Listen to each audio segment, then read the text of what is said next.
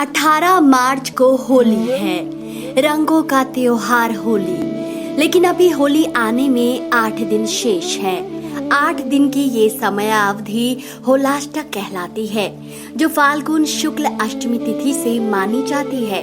धार्मिक मान्यताओं के अनुसार इस दौरान हर तरह के शुभ और मांगलिक कार्य वर्जित माने गए हैं।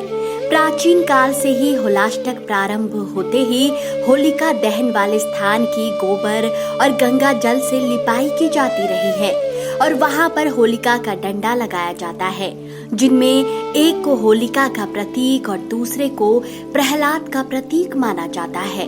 इस वर्ष होलाष्टक 10 मार्च 2022 से प्रारंभ होगी तथा 17 मार्च को होलिका दहन के साथ होलाष्टक की समाप्ति हो जाएगी और 18 मार्च को होली खेली जाएगी।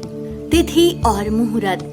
होलाष्टक यानी फाल्गुन शुक्ल अष्टमी तिथि का प्रारंभ 10 मार्च को सुबह 2:56 से होगा तथा 11 मार्च को प्रातः 5:34 तक रहेगी।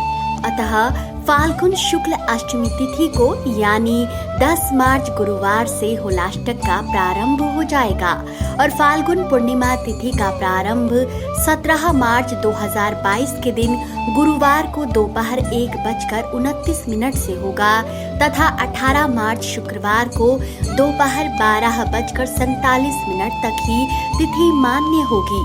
ऐसे में फाल्गुन पूर्णिमा 17 मार्च को होगी तथा इसी दिन होलिका दहन के साथ होलाष्टक समाप्त हो जाएगा। होलाष्टक के 8 दिन हैं अशुभ।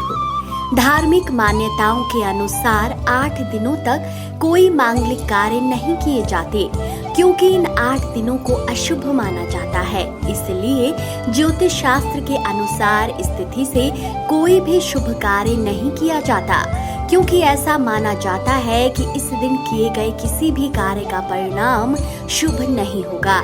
इसलिए होलाष्टक के 8 दिन कोई भी शुभ कार्य न करें। होली आने की पूर्व सूचना हमें होलाष्टक से प्राप्त होती है। इसी दिन से होली पर्व के साथ साथ होलिका दहन की तैयारियां भी शुरू हो जाती है। ज्योतिष की माने तो होलाष्टक के दौरान सभी ग्रह उग्र स्वभाव में रहते हैं, जिसके कारण शुभ कार्यों का भी अच्छा फल नहीं मिल पाता है। क्या है होलाष्टक का महत्व? होलाष्टक आरंभ होते ही 2 डंडों को स्थापित किया जाता है। इसमें एक होलिका का प्रतीक है और दूसरा प्रहलाद से संबंधित।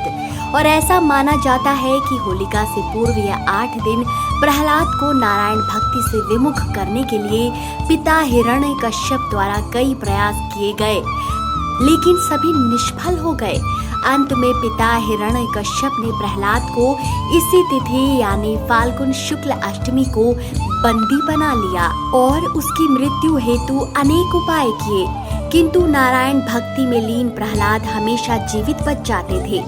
इसी प्रकार 7 दिन बीत गए और 8वें दिन अपने भाई हिरण्यकश्यप की परेशानी देख उनकी बहन होलिका ने प्रहलाद को अपनी गोद में लेकर अग्नि में भस्म करने का प्रस्ताव रखा, जिसे हिरण्यकश्यप ने स्वीकार कर लिया।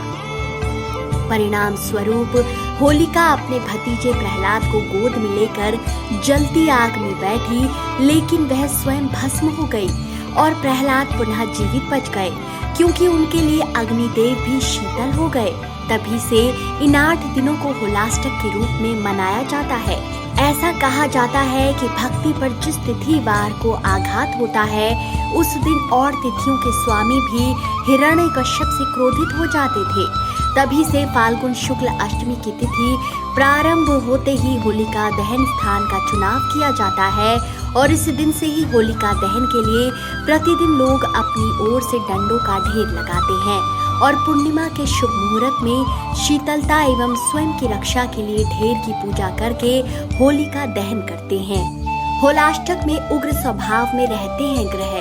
धार्मिक मान्यताओं के अनुसार होलाष्टक के दौरान अष्टमी को चंद्रमा, नवमी को सूर्य, दशमी को शनि, एकादशी को विष्णु, द्वादशी को गुरु, त्रयोदशी को भूत, चतुर्दशी को मंगल और पूर्णिमा को राहु उग्र स्वभाव में रहते हैं। इन सभी ग्रहों के उग्र होने की वजह से मनुष्य के निर्णय लेने की क्षमता कमजोर हो जाती है, जिसके कारण हानि की आशंका बढ़ जाती है। ज्योतिष के अनुसार जिनकी कुंडली में नीच राशि का चंद्रमा हो, उन्हें 8 दिन अधिक सतर्क रहना चाहिए। तो दोस्तों, आपको कैसी लगी ये वीडियो? अपनी राय कमेंट सेक्शन में जरूर दीजिए।